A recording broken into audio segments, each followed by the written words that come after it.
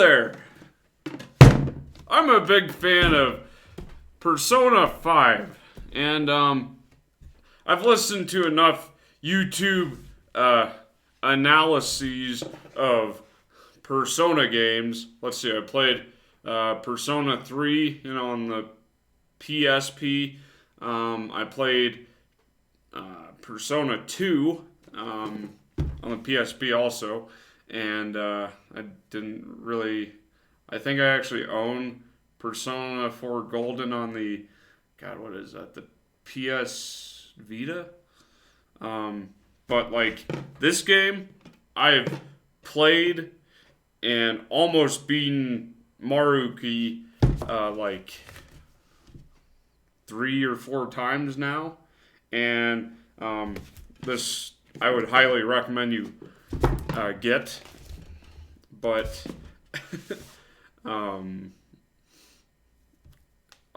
like I was saying, I've watched enough YouTube critiques, analysis, whatever you want to say, of Persona that to get a proper grasp and any street cred on the internet, you need to know about Jungian psychotherapy, psychology.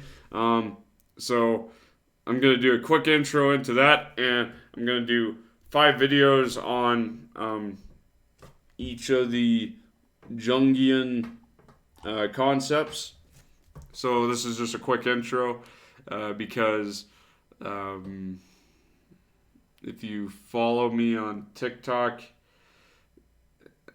you'll notice I'm more political over there, and I'm more open about saying what's on my mind, actually. But on YouTube, because of certain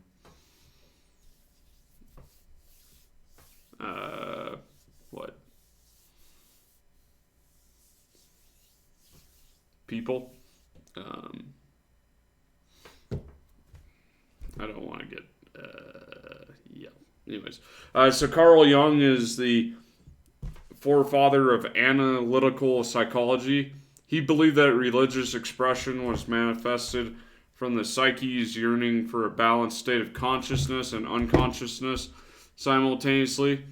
He spent many years studying and practicing with Sigmund Freud, but this specific theory led them to part ways. Jung surmised that the collective unconscious was one shared by all people. The foundation for this theory was based on specific archetypes and patterns that dictate how people process psychic images throughout history.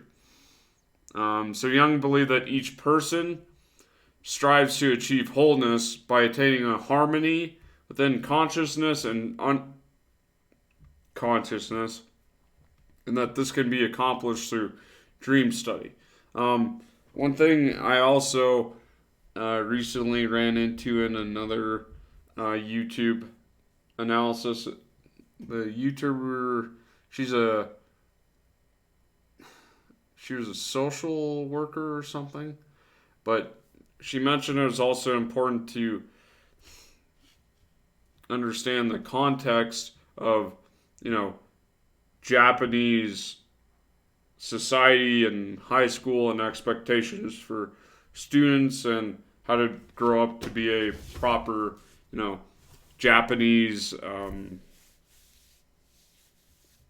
student or part of society, and, about collectivism and, how not to stick out in the crowd and yada, yada, yada, and how that's the opposite of how it is like here in America.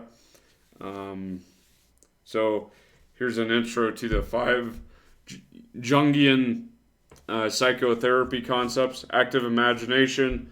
He created the concept of active imagination as a way to describe bridging the gap between unconsciousness and consciousness. Individuation, which is a process of analytical psychology by which an individual develops into who they truly are intended to be. the collective unconscious. They'll mention that like in persona games where like, each of these personas that you add to your team come from the sea of the unconsciousness, I think.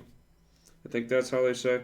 I mean, they phrase it differently in each game, but that's a basic way. So you use this term as a means for describing an expression, the unconsciousness, that is exhibited by every living being with a nervous system.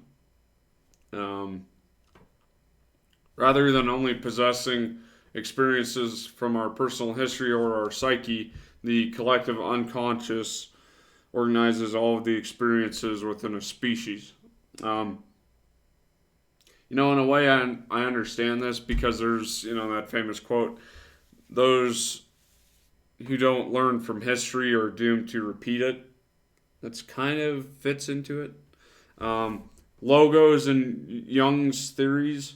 Logos.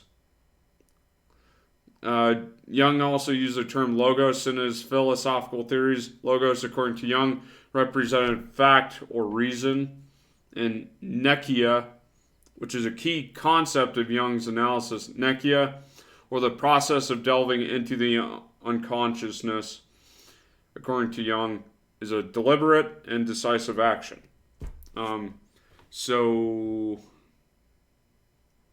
we'll go all throw out a couple videos on each of these concepts, and then we'll jump into the larger persona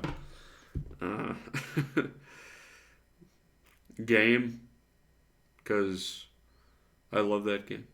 So anyways, I'm your host, Luke. Like this video if you liked it. Subscribe for more. I hope you guys have a good night. Thanks for watching, and peace out.